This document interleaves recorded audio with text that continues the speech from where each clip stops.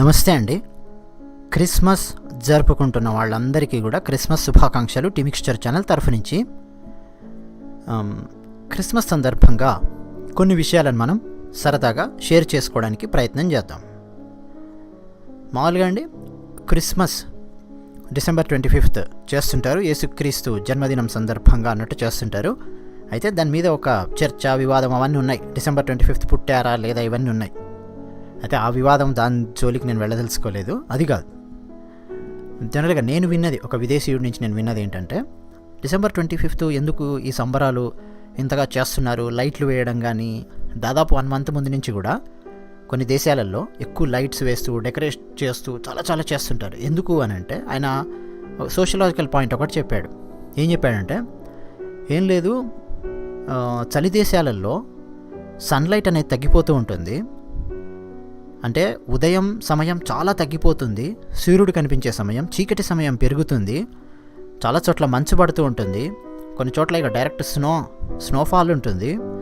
ఏదో ఒక గ్లూమీగా చీకటిగా ఒక టైప్లో అయిపోయి ఉంటుంది. ఆ వాతావరణము ఒక డల్గా మనసు మీద ఒక ఎఫెక్ట్ అనేది చూపిస్తూ ఉంటుంది. ఇప్పుడు దాని నుంచి మనం బయటికి రావాలంటే ఈ క్రిస్మస్ సంబరాలు కానీ, కొన్ని చోట్ల ఇప్పుడు అమెరికాలో థ్యాంక్స్ గివింగ్ డే కానీ, జనవరి 1st, 2nd, 3rd వరకు కూడా దాదాపు 10-15 రోజుల పాటు ఒక సంబరాలలో మునిగిపోతూ, తమకు తెలిసిన వాళ్ళని కలుస్తూ, లైట్లు వేస్తూ, డెకరేట్ చేస్తూ ఇవన్నీ చేస్తూ ఉంటారు.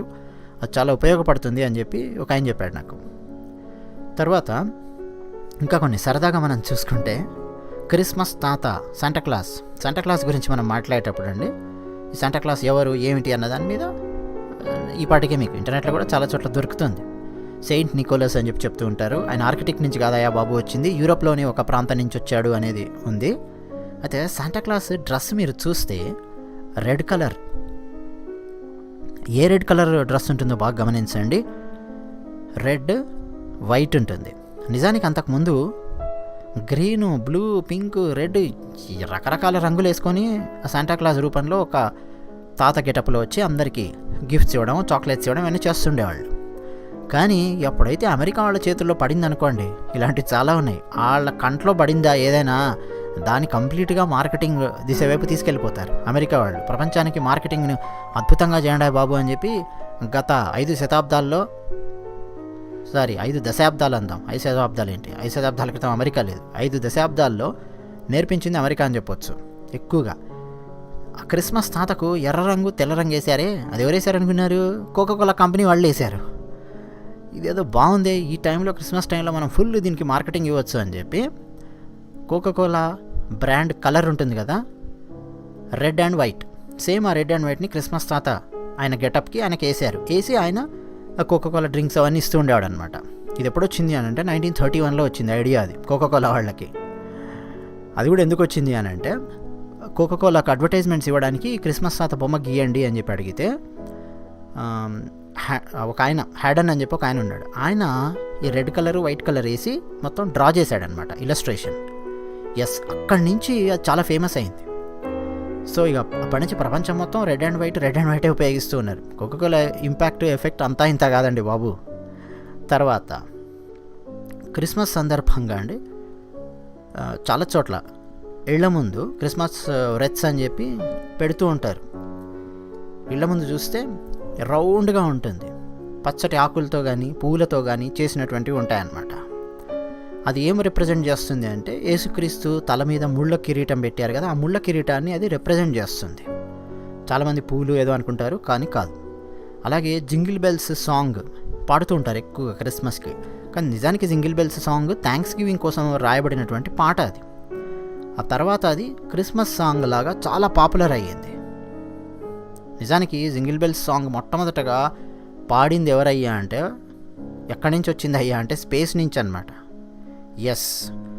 1965లో 2 ఆస్ట్రోనాట్స్ జెమినీ 6 దాంట్లో వెళ్ళారు. మిషన్ కంట్రోల్ రూమ్కు వాళ్ళు ఇన్ఫర్మేషన్ ఇస్తూ జింగిల్ బెల్స్ సాంగ్ ఫస్ట్ వాళ్ళు ఇచ్చారనమాట. స్పేస్ నుంచి వచ్చింది అది. అంతకుముందు అది మామూలుగా ఒక పత్రికలో రాశారు, మామూలుగా చదువుకునేవాళ్ళు. అక్కడి నుంచి మొత్తం న్యూస్లో వచ్చి అక్కడి నుంచి ఫుల్ ఫేమస్ అయిపోయింది. తర్వాత కొన్ని చోట్ల అండి క్రిస్మస్ దాన్ని సెలబ్రేట్ చేసుకోవడం అనేది ఒక ఇల్లీగల్గా కూడా తయారైన సందర్భాలు ఉన్నాయి ప్రపంచంలో. ముఖ్యంగా బోస్టన్లో ప్యూరిటన్స్ అని చెప్పి వాళ్ళు వచ్చి సెటిల్ అయ్యారు. వాళ్ళు క్రిస్మస్ అన్ని సెలబ్రేట్ చేసుకోవడాన్ని నిషేధించారు. అమెరికాలో అండి చాలా చాలా విచిత్రాలు జరుగుతూ ఉంటాయి. మొత్తం ఒక 4-5 శతాబ్దాలు తీసుకుంటే ఎక్కువగా అమెరికా పైకి వచ్చిందంటే గత 2 శతాబ్దాల్లో. కానీ చాలా చాలా తేడాలు, చాలా చాలా మార్పులు అని మనం గమనించవచ్చు. క్రిస్మస్ వర్సెస్ అమెరికా అని చెప్పి స్టడీ చేసినా కానీ మనకు చాలా విషయాలు తెలుస్తాయి. నిజానికి శాంటా క్లాజ్ అని చెప్పి లెటర్స్ చాలామంది రాస్తూ ఉంటారు. శాంటా క్లాస్కి రాసి మాకు అది కావాలి ఇది కావాలి అని చెప్పి. వాటన్నింటి మీద అండి కెనడా అడ్రస్ ఉంటుంది. కెనడా పోస్ట్ ఆఫీస్ వర్కర్స్కి చాలా పెద్ద పని అన్నమాట.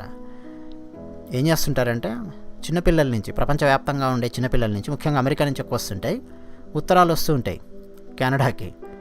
క్రిస్మస్ తాత కెనడా నుంచి వస్తున్నాడు, ఆర్కిటిక్ నుంచి వస్తున్నాడు అని చెప్పి రాస్తుంటారు. పోస్ట్ ఆఫీస్ వర్కర్స్ చాలామంది కూర్చొని మళ్ళీ ప్రత్యుత్తరాలు రాస్తూ ఉంటారు ఆ పిల్లలకి, వాళ్ళని ఎంకరేజ్ చేస్తూ. సో ఇదంతా కూడా అండి కెనడా నుంచి నడుస్తూ ఉంటుంది. ఆ తర్వాత క్రిస్మస్ టైంలో వచ్చే సినిమాలు కూడా మీరు చూసారంటే హాలీవుడ్ లోపల ఎక్కువగా ఫ్యామిలీ గ్యాదరింగ్ ఉన్న మూవీస్, అందరూ కలిసి ఉన్నటువంటి సినిమాలు, అక్కడ ఉండే భావోద్వేగాలు, ఎమోషన్స్ అవన్నీ మిక్స్ చేసినటువంటి సినిమాలు ఎక్కువ వస్తుంటాయి. ఫ్యామిలీ ఆడియన్స్, ఫ్యామిలీ సినిమాలు యూఎస్ఏలో ఎక్కువగా ఆడే టైం ఏందయ్యా అంటే డిసెంబర్, జనవరి విపరీతంగా వస్తుంటాయి. మీకు హోమాలోన్ ఎప్పుడో వచ్చినటువంటి హోమాలోన్ నుంచి మొదలెట్టి మీరు ఏదైనా కానీ, క్రిస్మస్ క్యారల్ కానీ, నిజానికి క్రిస్మస్ క్యారల్ అదొక ఫేమస్ నావెల్, చార్లెస్ డికెన్స్ రాశాడు. క్రిస్మస్ క్యారల్స్ అని చెప్పి పాటలు పాడుతుంటారు పిల్లలు. అందులో ఒక వృద్ధుడిని, ఒక క్యారెక్టర్ని పెట్టి చాలా అద్భుతంగా ఒక నవల్ రాశాడు. అలాంటివన్నీ కూడా ఎక్కువగా అండి క్రిస్మస్ టైంలో, డిసెంబర్ అండ్ జనవరి టైంలో ఎక్కువగా ఆడుతూ ఉంటాయి. మన దగ్గర కనుక సంక్రాంతికి మాస్ మసాలా సినిమాలు ఆడినట్టు. సో అది కూడా యూఎస్ఏలో ప్రొడ్యూసర్స్ ఒక అన్నేసి ఉంచుతారనమాట, ఏ సినిమాలు తీయాలి ఏ టైంలో అని. తర్వాత అమెరికన్స్ అండి దాదాపు క్రిస్మస్ టైంలో $1000 నుంచి $1200 దాకా గిఫ్ట్స్ కోసం ఖర్చు పెడుతూ ఉంటారు, ఇతరులకు ఇచ్చే గిఫ్ట్ల కోసం. ఇంకోటి కూడా ఉంది, ఎక్కువగా విడాకులు తీసుకోవడాలు, విడిపోవడాలు, బ్రేకప్లు ఇవన్నీ కూడా క్రిస్మస్కి 2 వారాల ముందు ఎక్కువగా ఉంటున్నాయి అమెరికాలో అని చెప్పి ఒక డేటా చెప్తోంది. ముఖ్యంగా ఆ డేటా కూడా ఫేస్బుక్లో కానీ, ఇన్స్టాలో కానీ, ట్విట్టర్లో కానీ బ్రేకప్కు సంబంధించిన మెసేజెస్ పెడుతూ ఉంటారు, అలా స్టేటస్ మారుస్తూ ఉంటారు. అక్కడి నుంచి తీసుకొని ఒక స్టాటిస్టిక్స్ అనలైజ్ చేస్తే తెలిసింది ఏంటంటే క్రిస్మస్ కంటే 2 వారాల ముందు ఎక్కువగా విడిపోతూ ఉంటారు. మళ్ళీ ఆ తర్వాత ఇది కనిపించేది February 14th తర్వాత 2 వారాలు డేటా. ఇంకా క్రిస్మస్ టైంలో ఒక ప్రత్యేకమైన క్యాండీస్ అమ్ముతూ ఉంటారు. అవి గొడుగు ఆకారంలో అలా ఉంటాయి. ఆ క్యాండీస్ కూడా అండి జర్మనీ నుంచి వచ్చాయి. అంటే ఒక్కొక్క కంట్రీ ఒక్కొక్కటి యాడ్ చేసుకుంటూ వెళ్ళిపోయారనమాట. తర్వాత ఎక్కువగా క్రిస్మస్ ట్రీస్ అండి కెనడా నుంచి వెళ్తూ ఉంటాయి. కెనడాలో అలాంటి చెట్లు విపరీతంగా ఉంటాయి. కెనడా నుంచి ఆ చెట్లను యుఎస్ఏ ఇంపోర్ట్ చేసుకుంటూ ఉంటుంది, చాలా దేశాలకు వెళ్తూ ఉంటాయి. అలాగే ఒక్కొక్క దేశంలో అండి మనం చూసుకుంటూ వెళ్తే చాలా చాలా ఆచారాలు, సాంప్రదాయాలు ఒక్కొక్కటి యాడ్ అవుతూ, కొన్నేమో మార్కెటింగ్ కోసం యాడ్ అయినటువంటివి, ఇలా రకరకాలుగా యాడ్ అవుతూ వచ్చాయి. అందులో సరదావి ఉన్నాయి, సీరియస్వి ఉన్నాయి, ఆసక్తికరమైనవి ఉన్నాయి, ఇలా చాలా చాలా ఉన్నాయి. మరి మీరు కూడా ఇంకేమైనా రాయాలి అని చెప్పి అనుకుంటే టీ మిక్స్చర్ ఛానల్ కామెంట్ సెక్షన్లో రాసి మీరు మాతో పంచుకోవచ్చు.